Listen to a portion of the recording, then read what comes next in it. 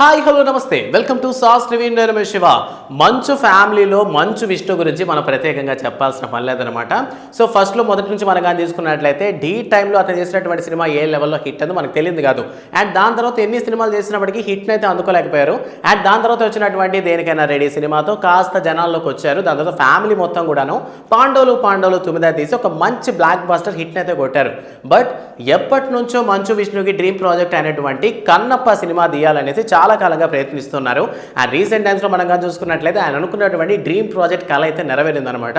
So మంచు Mohan Babu present చేస్తున్నటువంటి ఈ సినిమాలో మంచు విష్ణు మనకి కన్నప్పగా కనిపించబోతున్నారు. అండ్ ఈ కన్నప్ప సినిమా ఏంటంటే ముఖేష్ కుమార్ సింగ్ డైరెక్షన్లో రాబోతున్నటువంటి సినిమా అనమాట. ఈ సినిమాకి సంబంధించి చాలా మంది పెద్ద పెద్ద యాక్టర్స్ అందరూ కూడా ఈ సినిమాలో ఉన్నారు. మన యంగ్ రెబల్ స్టార్ ప్రభాస్ కూడా ఈ సినిమాలో కనిపించబోతున్నారు. యాక్చువల్లీ కన్నప్ప సినిమా ఏంటంటే కృష్ణంరాజు గారు ఒకప్పుడు చేసినటువంటి సినిమా. దాని తర్వాత ఈ సినిమాని ప్రభాస్ గారితో చేయించాలని కృష్ణంరాజు గారు అనుకున్నారు. బట్ వాట్ ఎవర్ కొన్ని కారణాల వల్ల ఏంటంటే ఈ సినిమాని మంచు విష్ణు తీస్తున్నటువంటి టైంలో తీయాలనుకున్నటువంటి ఆలోచన ఉన్నటువంటి టైంలో ఏంటంటే మోహన్ బాబు గారు కృష్ణరాజు గారికి ఫోన్ చేసి అడిగారంట. సో ఈ విధంగా నేను విష్ణుతో చేద్దాం అనుకుంటున్నానంటే ప్రభాస్ అయితే ఏంది, విష్ణు అయితే ఉంది, ఇద్దరు నా బిడ్డలు లాంటి వాళ్ళే కదా అని చెప్పినటువంటి వ్యక్తి మన కృష్ణరాజు గారు.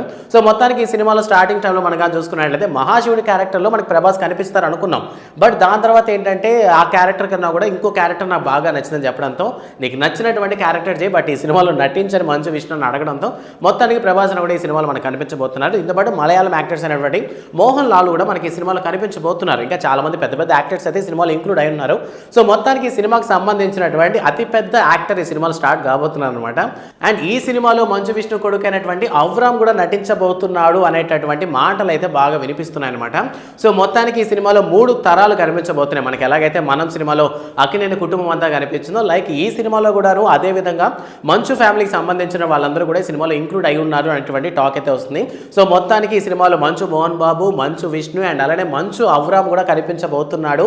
అండ్ తనకి సంబంధించినటువంటి క్యారెక్టర్ ఎలా ఉండబోతుంది అన్న విషయం ఇంకా ఎటువంటి లీకేజ్ అయితే రాలేదనమాట. సో మొత్తానికి కన్నప్ప సినిమా మీద అంటే మంచు ఫ్యామిలీ చాలా హోప్స్ పెట్టుకొని ఉంది. రీసెంట్ టైమ్స్లో మనం చూసినటువంటి టీజర్కి ఏంటంటే కాస్త మిక్స్డ్ ఒపీనియన్స్ అయితే వచ్చాయి. కొంతమంది అయితే నాట్ బ్యాడ్, బాగానే తీశారని చెప్పారు, కొంతమంది అయితే కామెడీగా ట్రోల్ చేశారు.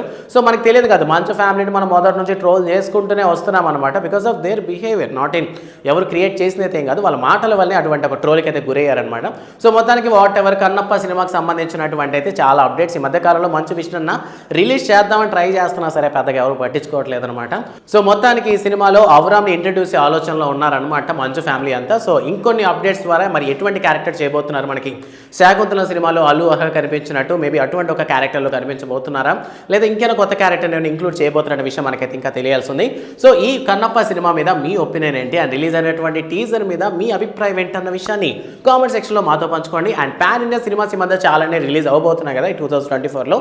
సో దాంట్లో మీరు ఈగర్గా వెయిట్ చేసినటువంటి సినిమా ఏంటి, అండ్ ఈ ఆగస్ట్ లోపల మీరు చూసినటువంటి జనవరి నుంచి ఆగస్ట్ లోపల ఈ 8 నెలల్లో మీరు చూసినటువంటి బెస్ట్ పాన్ ఇండియన్ మూవీ ఏంటి తెలుగులో అన్న విషయాన్ని కామెంట్ సెక్షన్లో మాతో పంచుకోండి.